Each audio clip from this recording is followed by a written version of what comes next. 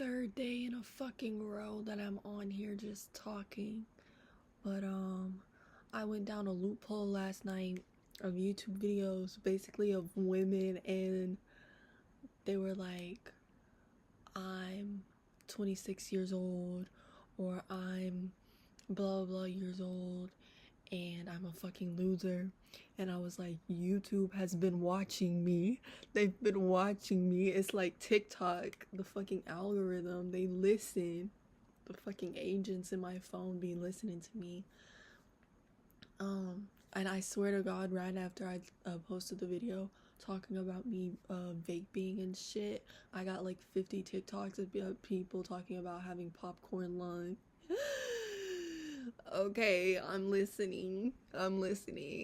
It's time to quit. But I wanted to talk today about how I have like this obsession with people who are like self-destructive. For instance, I am literally fucking batshit insane obsessed with Amy Winehouse.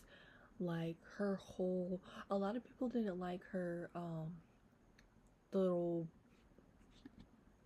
her little biopic that they did of her. I loved it because I'm like, I don't know why, but ever since I started, I mean, I guess everybody does it really. You're just constantly trying to search for relatability out in the world, and I seem to only be able to find that with people like Amy Winehouse or Anthony Bourdain. I love Anthony Bourdain. I grew up watching the Food Network and watching his show. And when I found out he killed himself, I became like obsessed, and I realized that I do that a lot. Like, I want to know what led up to like their demise, I guess. I don't know if I'm trying to like mirror my life based on it, or maybe I'm just looking for comfort or something. But I mean, I think my brother does it too.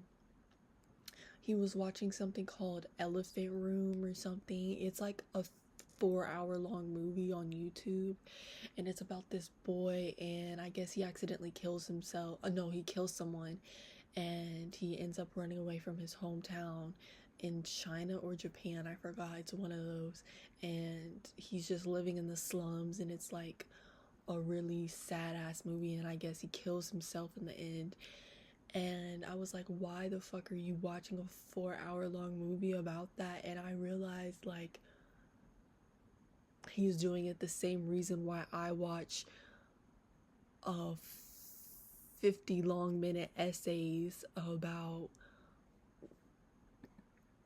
being inside of the mind of so and so, and it's the same with reading. Like, I've been on Substack a lot, and a lot of the essays are like trying to depict some of the classic literatures like inside of their head, like Emily Dixon and what is his name, Charles Bukowski or whatever the fuck.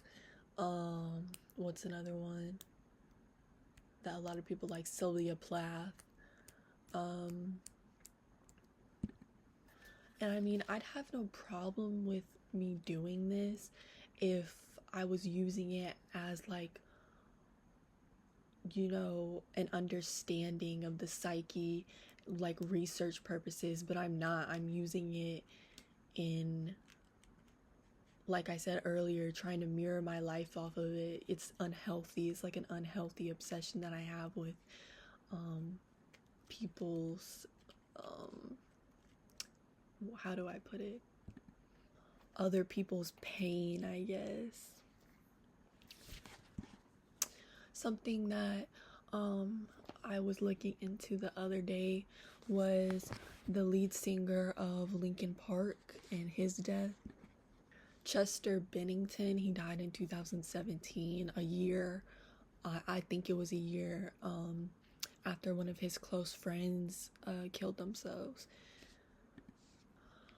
I'm more so focused on the outcome of these people's psyche and like their pain, if that makes sense. I'm more focused on the outcome of their pain, and most of it leads to death. You know, Amy Winehouse drank herself to death. Anthony Bourdain killed himself. Sylvia Plath, Marsha P. Johnson, just just you know, their contributions to this world. And it's like, if you look closely, their contributions to this world really do reflect what they're going through and what led them to their death.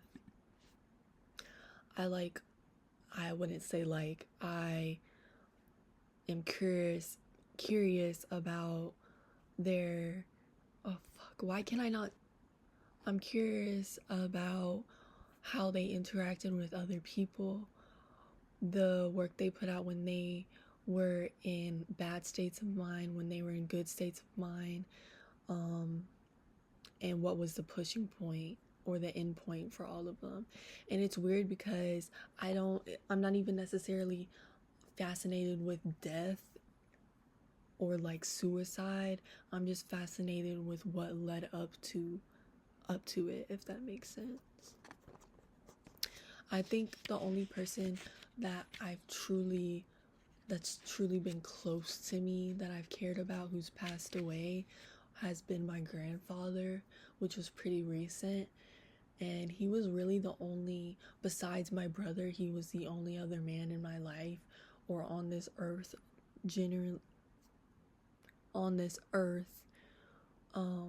who genuinely I felt like I could be myself around and I felt safe around.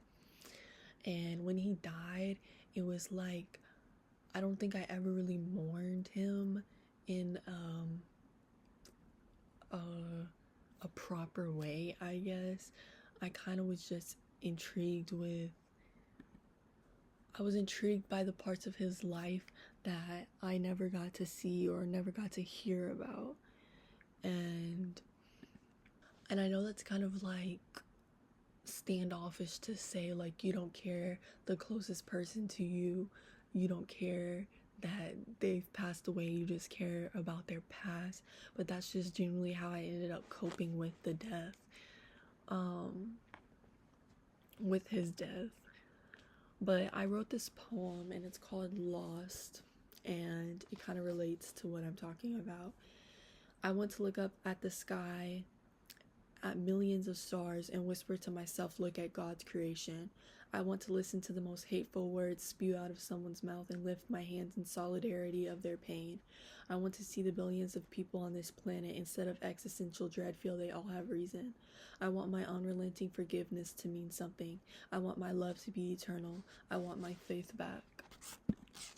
And I guess maybe I am searching for faith within all these people's pain, so I can find faith within mine, because it's kind of been instilled into me as a child. When you're going through something, look for meaning outside of yourself to bring you back into yourself, if that makes sense. And I've never really been able to do that. I think I've always been the one to reel myself in. I mean, I know that there's something out there, but it's like, I feel like that person out there is me, if that makes sense. Like, I don't want to be like, we are God, but it's like, yeah, we are God. We are the universe. And I feel like a lot of what people are looking for externally, they need to be looking for internally. And I can't seem to find that. So find that spark within me, and I guess I try and look for it in other people and in other people's lives. This is something else I wrote. It's called Whispers on My Shoulders. I hear the devil whisper to me, if you decided to live out your life at a pit stop, then you don't deserve one. Or was it God this time? If you listen close enough, their voices blur.